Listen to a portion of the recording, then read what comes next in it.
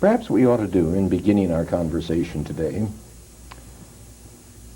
is try some things that may allow us to sense the inner Gerald Larue.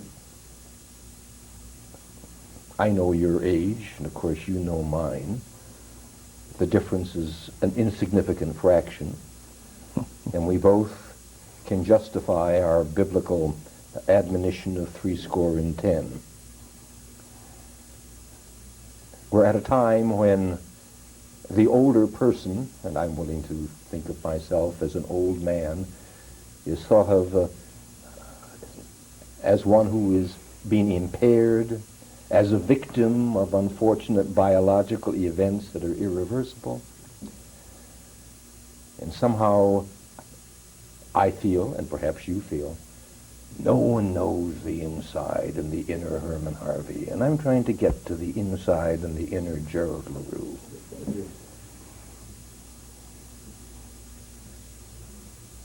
First, perhaps I'd like to know what you would say about your separate selves. You have a Gerald Larue, 70, and you have a Gerald Larue, 10, 15, 20, 30, 40 years of age. Whenever, in a significant way, your life began, it began considerably after the natal time. And I'd like to hear from you a conversation between those two separate selves at this point, Gerald Larue now and Gerald Larue younger. In a sense, and you're the one who taught me this, a hypothetical conversation between, in the Old Testament, the old David and the young David. Mm-hmm. As I look where I am now, and I always start with the present, and I look back, I am very much aware of the baggage I have carried with me from the various ages that I went through, the various Gerald A. Larues at 10, 20, 30, and so on. I'm also aware of the kind of things that I have cut off. Now, when we speak of old age and of the old man, I think that personally I have carried through into my various epochs or my various stages of aging a good deal of some things that were generated very young in my life. And I'm not sure where they came from.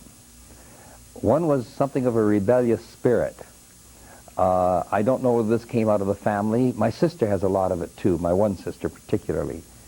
Well, I guess my two brothers do and my other sister. We had something in there that made us feel that we were separate. We used to say that we were the best of the works, even though nobody recognized it, but we knew inside. I'm not sure that it was quite that. It was more of a chance to break loose and be adventurous. When I was in high school, I got together with a group of young people, and we produced an underground newspaper before there were such things. And we put it up. It was published in secret. Nobody knew who did it. And we were in immediate trouble. I mean, if the principal had found out it was us, we'd have been in trouble, and all kinds of accusations were flying around. But that kind of thing, we were saying things that no one else was saying because we thought they ought to have been said. In college, when I was supposed to be going out on the mission field during the summer to get my summer preaching in, I went with survey crews in the Yukon. I worked in the copper mines in British Columbia. When I finally did take a parish after ordination, the parish was the most northerly one in Canada. There were others that I could have taken, but it was this extremism. I broke pattern, and I think I've done this all the way through in a sense that this is almost a rejuvenation. It's a reliving of new experiences or a renewing of life in new environments. And I've had a lot of that all the way through. The archaeology program came out of a break with tradition in the school of religion of which I was a part. They were very isolated, very contained. Suddenly, we're moving out into a world scene, and we established the best collection of artifacts in western United States at that time. We were pioneering, and that made me feel eternally young. Now, as I feel the limitations of age, I've become aware that I can't do some of the things that I would do automatically. I would jump off a stage and not think anything of it. Now I will go down the stairs. I won't do these kind of reckless things because I'm aware that it's not quite me anymore. I can still walk a good fast mile, but not the way I once did. I know my physical limitations, but there's a new me emerging. And this new me has more of the integrity of who I think I am than ever before. All of these things are coalescing. But the new me says, I can be more selective. I don't have to worry about pleasing some people that I thought I ought to please. These oughts are being dropped, and this is what I want to do. And I feel more integrated, more bringing together these disparate selves, these different Gerald A. Larue's at different times, into a cohesive whole. And I'm not even sure what that is at this moment. Because I guess it's what they used to say, you're always in a state of becoming. And as long as I keep that, I don't feel old in this sense, although I realize I am. I don't know if this makes sense or not. I can think only of the T.S. Eliot line, the last line of a famous poem, "Old men ought to be explorers," says he. I like old men ought to be explorers. This is very much the way I feel, although I'm exploring things that I've known all along, and I'm now giving voice to them in a way that I wouldn't have. I'm more blunt, I'm more courageous, I'm more outspoken, I'm more impatient with the shallow and the trivial. When I write, I now write much more bluntly, much more abrasively, if you will. Maybe I'm becoming an abrasive old man, but I am saying things that I've known all along, but I would have put it in a much more gentle way so that I would not offend somebody. Now I say it. This is where I feel, and this is what I feel, and if you don't like it, tough. It's too bad. I don't have anything to lose. Perhaps I've reached a new stage, a new plateau. Not too many years ago, there was a line that was circulating among younger people, not to trust anybody over 30. Are you, sir, now suggesting not to trust anybody under 60? I think for many people, that's a very, very interesting point. Not trust anybody under 60 because many of these people are still at the compromising stage.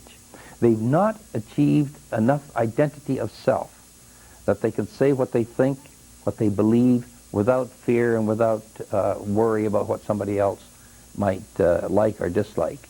We are so geared to please the other person that somehow we sometimes fail to please ourselves. And it's an act of courage to say, this is what I feel. It's confrontive. This is what I feel. This is where I stand. This is what I believe. And if it is not what you believe, not what you accept, that's okay too.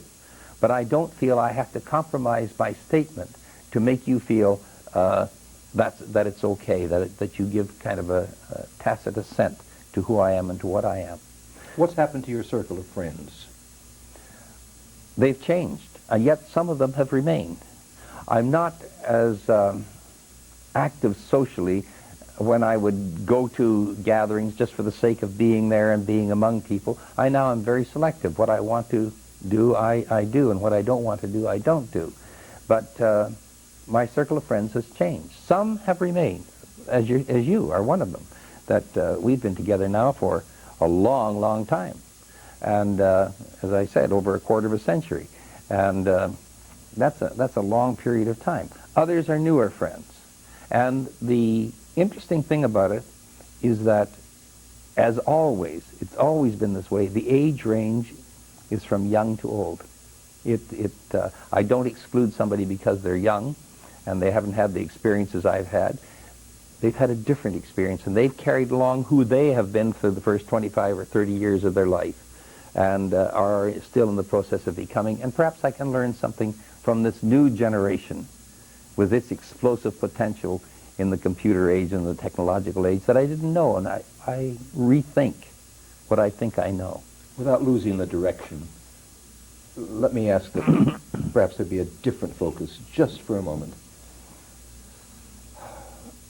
You talk about a voluntary disengagement. I'm using these words. Those were not Right. yours. Can you Okay. accept those words? Yes. There are values that change. You're cleaning out an awful lot of clutter. I think we all do after a while. There are many, many things that are totally irrelevant. They are meaningless. They are differences that make no difference. And I, as you, find myself most impatient with the time that has to be spent with these meaningless kinds of discriminations. But there are individuals, and for a moment I'd like to address the male in our culture, the man, who has devoted a long amount of time and effort, who also is identified with a large organizational structure, whose entire value is defined by that organization, who now is approaching 60. He knows inevitably, whether with the gold watch, without a gold watch, there will be a moment of separation and with it a diminution of value. Now you've passed that, although you at one time were approaching 60, within an organizational structure. Both of us were at a university. What do you say to these men? Because what is coming is an incredible crisis, the proportions of which are overwhelming. I agree with you. I have seen men approach the retirement age, and that's what you're talking about, the 60, 65, and perhaps with a good deal of anticipation. And then suddenly, when they are at the retirement point and they've moved into retirement, begin to disintegrate because they have nothing to do that gives meaning to their existence. They don't want to play golf all the time. They don't want to hang around the house all the time. They can't go down to the office and be with the gang and be the person that they were, with a person of authority. And they're very lost individuals. Myself, when I approached this, I realized that I had a number of alternative escape routes. There were things that I had wanted to do, and now I have time to do them. But that happened to be my nature. I was always in a shifting position. And that's what I say, you carry with you into your aging patterns that you've established. And if you are locked into a narrow channel, and that channel becomes deeper and deeper as you age, then once you are lifted out of it, you're like the chicken on the chicken farm that has been raised to do nothing but lay eggs. They're kept in a little cage. And when I was out talking to one of the proprietors of one of these places, I said, what happens when that chicken gets out of that cage, if it ever does? He said, they're completely lost. They're disoriented.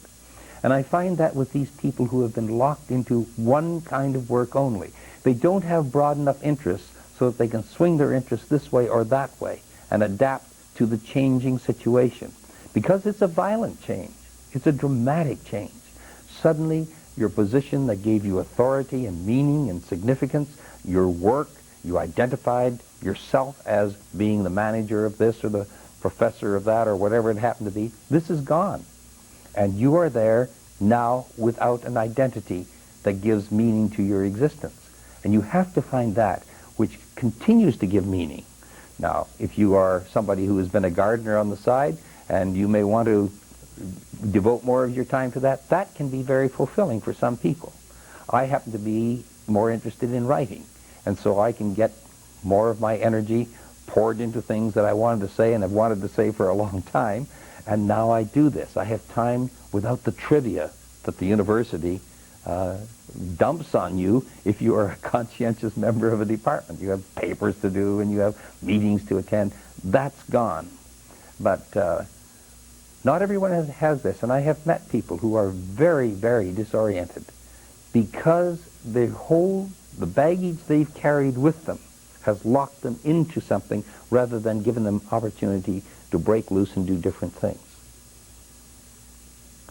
Some of my friends travel a good deal.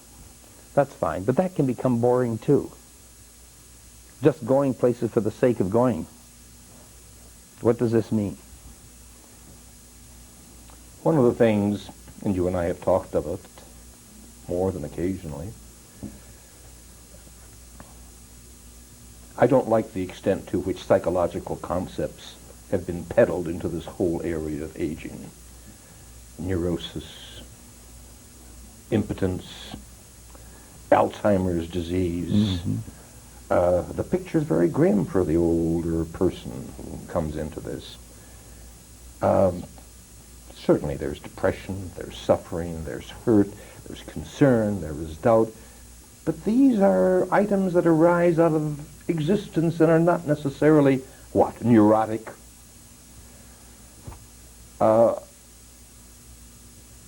You brought from your background as a minister, out of theology, out of religion, a very important lexicon. On occasion, I've worried that you were becoming contaminated with my psychology and becoming too psychological. You know, the idea of feeling better about oneself that you have known for years comes under the term of redemption, of going through a process in which one's self-concept is revived and renewed. Your term, out of religion, has been so meaningful for it. What concepts and what terms do you want to see developed to understand the older individual? Something other than impairment, slowing up, focusing upon bingo games, the travel, a whole series of internal kinds of processes. You've already told me, by the way, that you place less emphasis on an external validation. In other words, if I were to say to you, Gerald Larue, all the years I've known you, I don't think you've done very well over the last 5 to 8 years, you would tell me to take it and whatever. You don't need that external validation. That's one thing. You have an internal locus of control, not an external locus. People don't tell you what to do and what to value and so on. Are we together on this journey? To some extent. I still think the strokes coming from the outside are very important. And I believe that we have begun, as you have indicated, to label the elders, the older generation, in very negative terms. To me, the people who are now in their 70s and 80s represent some of the most exciting people that I can possibly imagine on the face of the earth. Let me tell you why. I think it was Margaret Mead who pointed out that the people who have lived during this century have gone through the most dramatic social, technological, medical, philosophical changes that the world has ever known. And these people have survived. They have seen the whole food chain alter. My mother used to can vegetables and can fruits for the winter. We used to have piles of carrots down in the basement. You don't do that now. That's insane. You go down to the grocery store and buy fresh frozen stuff. Up in Canada, who ever heard of Mexican food?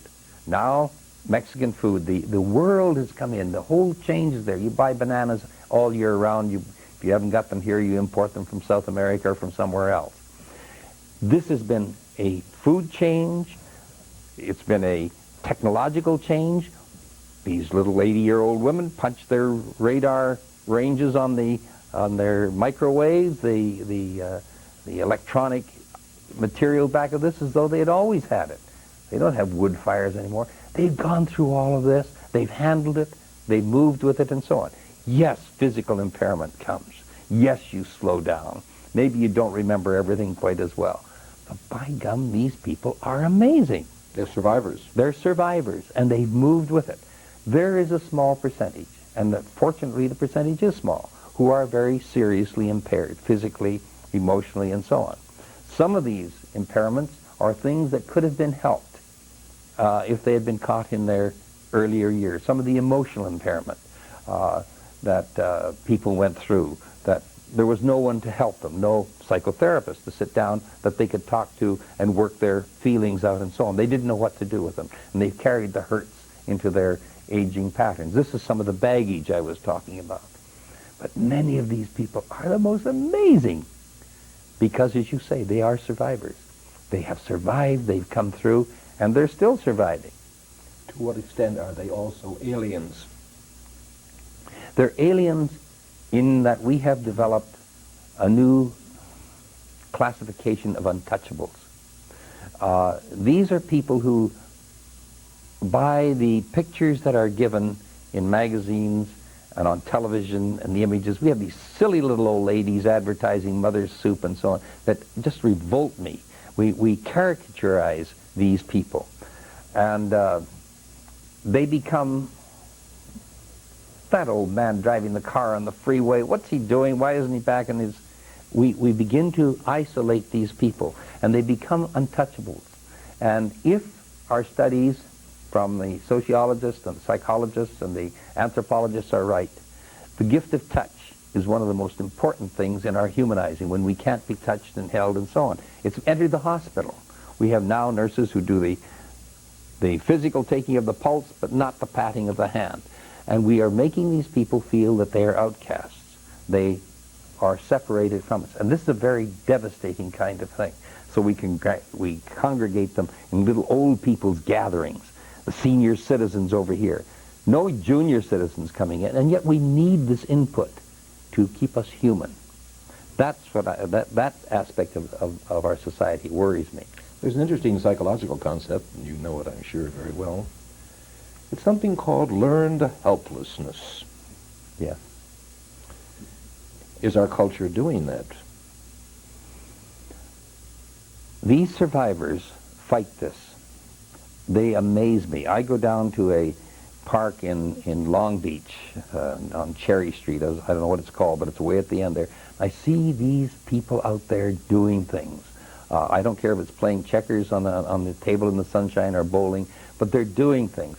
People are fighting the learned helplessness. But the learned helplessness, when it happens, as you know, is a life-taking thing. It sucks life out of the individual. And frequently it is performed by one's children, as you know. Absolutely. We are into the battered elder. And the greatest amount of battering, whether it's psychological or verbal or spiritual or physical or financial, comes from members of the family. And I often have thought that the commandment, thou shalt honor thy father and thy mother, was probably written by somebody who had a family that didn't. So you put it into rules and you make it the legislation, and you feel guilt if you don't honor it. But even in countries like the Orient and the Arab countries where this has been prevalent, right up until recent years, this is starting to break down. We're into new dimensions that are isolating the old, and that troubles me a bit.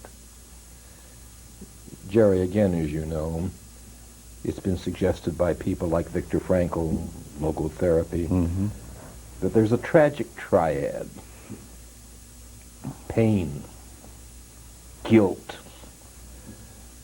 It's around these things that some of our deepest human meanings come, and also the third, death. You and I can talk about our vigor and all the creative advantages now of being 70. But we also have now a sense that we are well beyond the halfway point. How are you affected by this? What are your thoughts? What are your feelings?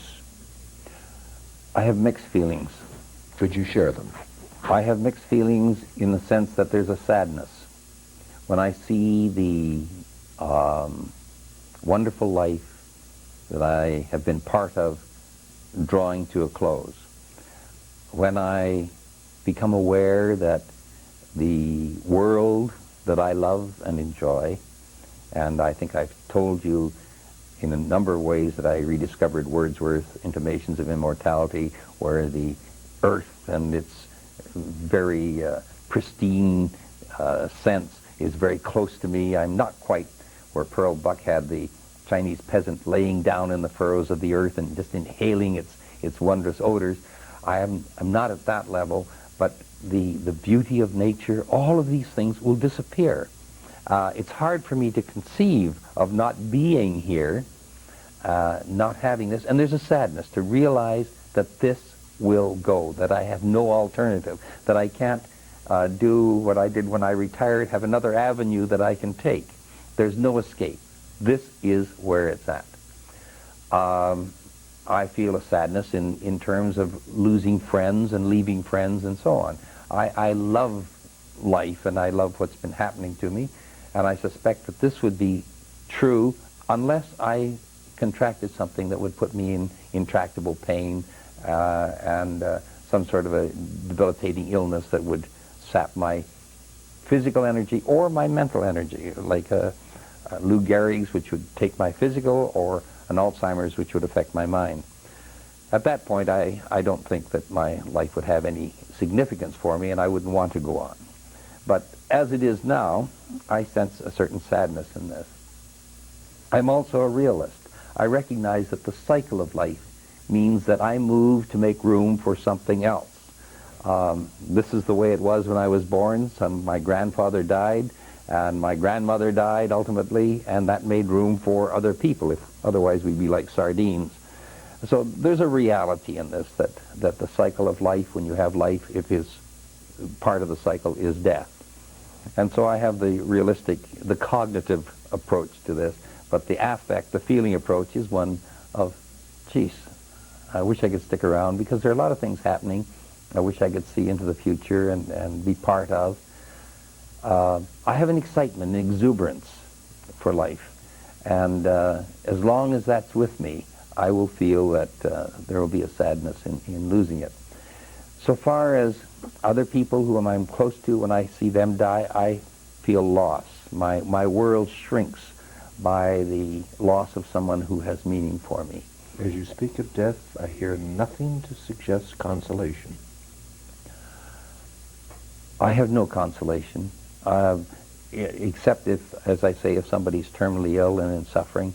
Death to me can be a friend if life has become meaningless. But if it has meaning, if it has meaning, then it's the inevitable, and I can't do anything about it. I must learn to live with it. And no consolation. No consolation. I have no belief in afterlife, if this is what you mean. I have no... I left it open for you, John. I have no conviction that there's anything that goes on. If there is something else, and if some of my Christian friends are right, I know where I'm going to be. I'll be shoveling the coal that keeps the upper regions warm. But I have no belief in that. Therefore, my concern is with living the now to the full. I'm far closer to the Buddhist position, where I see my life as, say, like a wave on an ocean. I come up, I have my identity, I am here for the moment, and then I sink back my energy into the ultimate whole. And that's the way I conceive of my existence and my being. I'm sorry. But when that wave is there, I want it to be a wave, and I'd like it to roll in as far as it can and break on the surf.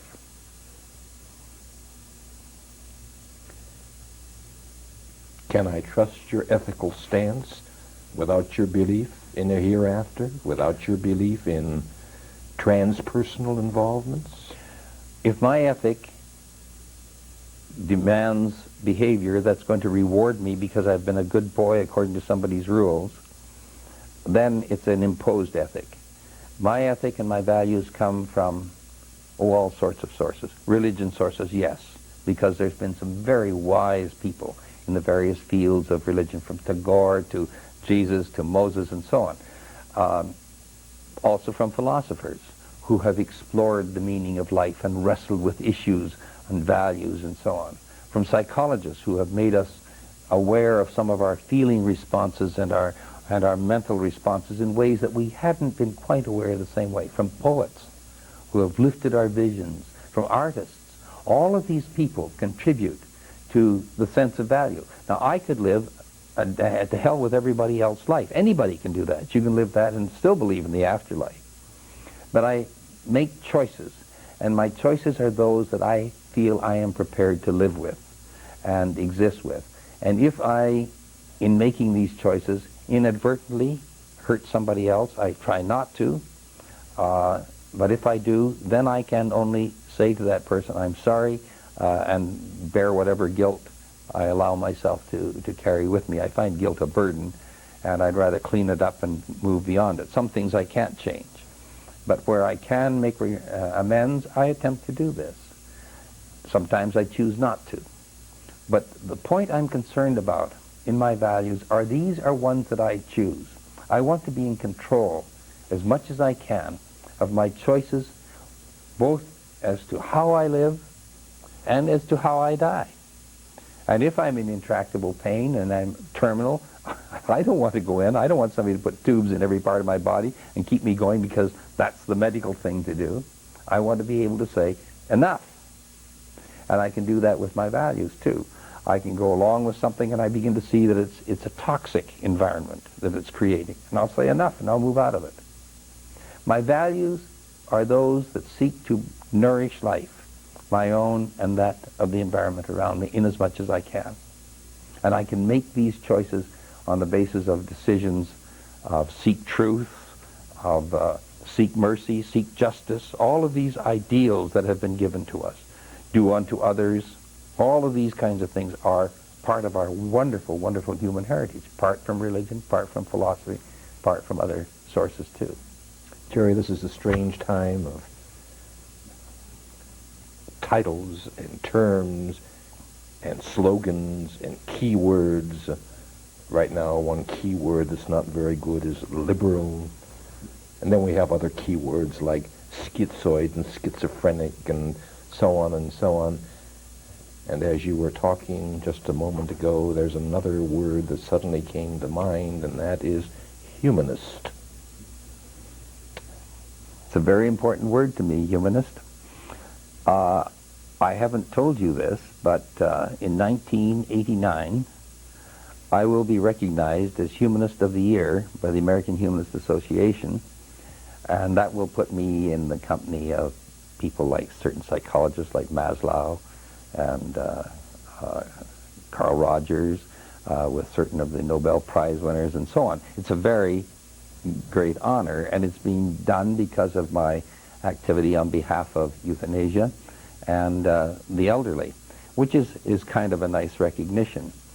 I am proud to be a humanist because my values come out of my concern for human beings, and my recognition is that even religion reflects where human beings are. I'm not sure who said it, but somewhere somebody said, in the beginning God created man in his own image, and man has been returning the compliment ever since. So that when we project the highest that we know and make this the image of the Godhead, for instance, in the creation story in Genesis 2, the image of the God is of a gardener. He's cultivating a gardener. He has a gardener to take care of it. Adam was to be the gardener. This comes out of a time when the agricultural pursuits of the people who created the myth were paramount. When they went to Babylon and they wrote Genesis 1, the God is a fabricator. He is one who creates. And this came out of the great creative impulse of Babylon, where they were creating great cities and great empires and so on. The God was reflective of where they are. When we moved into certain aspects of New Testament, the God becomes a God of love. These are our highest ideals, the creativity of mankind or humankind, our affinity with the earth, our compassion for one another. All of these things are the ideals. These are human aspirations, whether we deify them or not.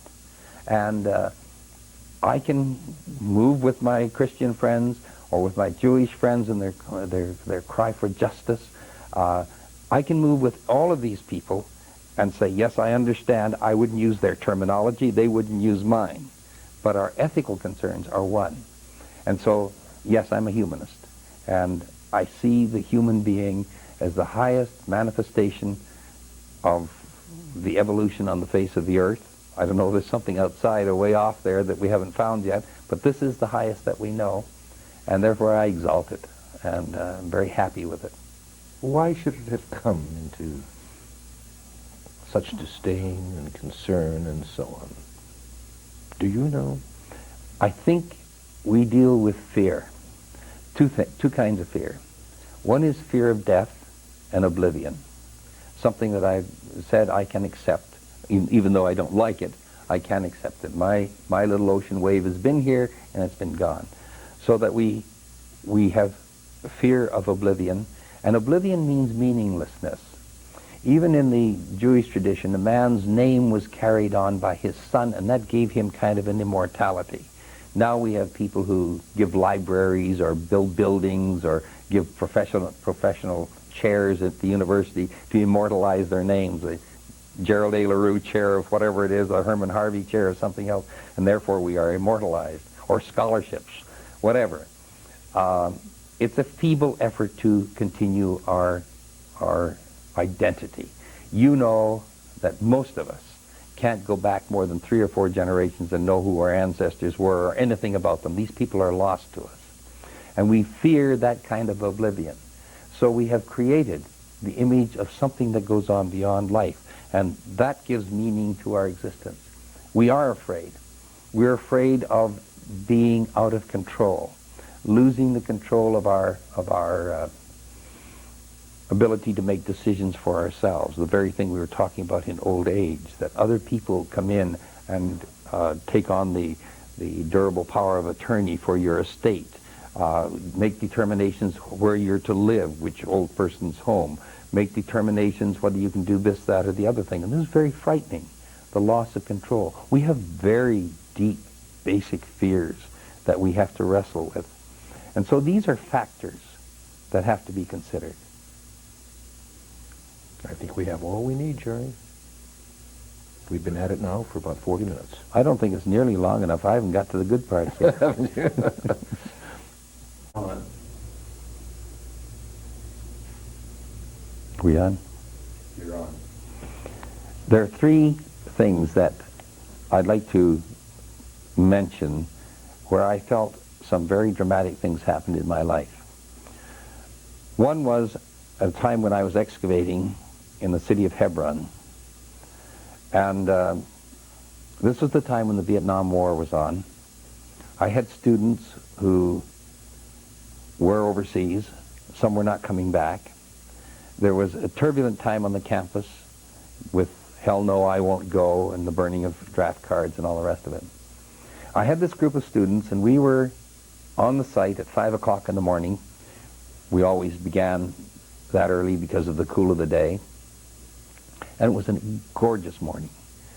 In the autumn, August, the clouds were pink and gold, and the crickets and the birds were singing. And I was standing on the top of a wall that was built somewhere about 1800 BC. And down in the pit below that wall were a group of my students and some young Arab students who were working with them so they'd learn English and so on. All of a sudden, there was a cry. I had never heard keening before. This was a woman's voice.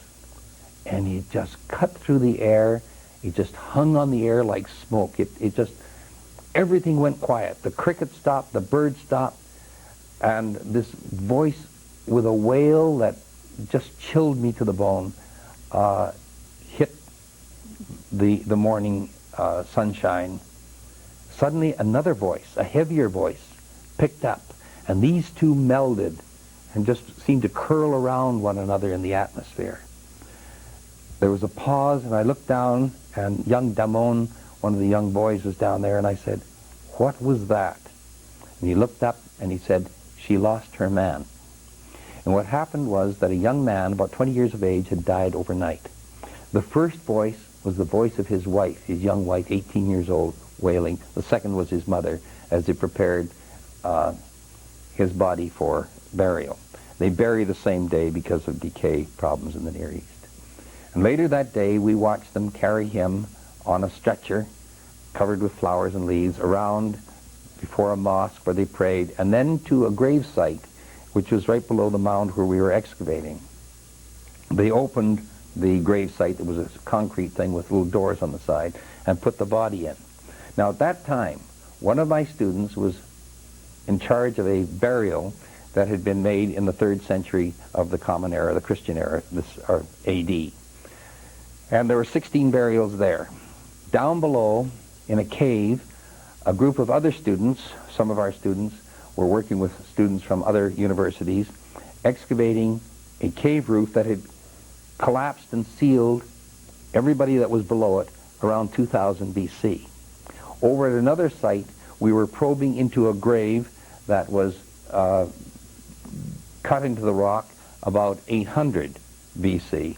And right down below me was a professor from the university in Texas, was excavating a body of a child that had been crushed by the fall of one of these huge, huge rocks, big as a piano, that had fallen on him during an earthquake in 1836 or 37 of this our era. And as all of this began to come together on me, it began to coalesce, I began to think of the mother of that child and the father of that child, the brothers and sisters, when that little boy didn't come home, that little child, little boy or girl didn't come home. The rock had crushed them and they never found him. The keening of these two women impacted on me. I thought of those in the Christian burial who were crying when they put these people to rest with their little crosses on their shoulder. I thought of the people from the 800, from 2000 BC, and so on. And suddenly it became as though the cries of people from all over the world in terms of the violence that humans impose on one another for all kinds of stupid reasons. The Vietnam, the mothers of the Vietnam young people who were dying, the Viet Cong who were dying, our American mothers and fathers and brothers and sisters and uncles and aunts. All of this was coalescing in the terrible violence of that time. And at that moment, some other things came to my mind, and this is where two or three things came together to help me make some convictions. When I had been in seminary in Berkeley, one of the local rabbis had donated part of his library to the college, as we all do, and with books we don't know what to do with. And I bought this little book for 10 cents. The book was not important. What was important was the book plate. That book plate was sepia-toned, and it showed the top of the world, and standing on top of it was an angel, angelic figure, with the winds of space blowing against it, holding a banner above his head, written in English, but with these Hebraic-style words, letters, and it said, "Better to burn out than to rust out." That captured me. What a concept. And I'll tell you now, I'll break in.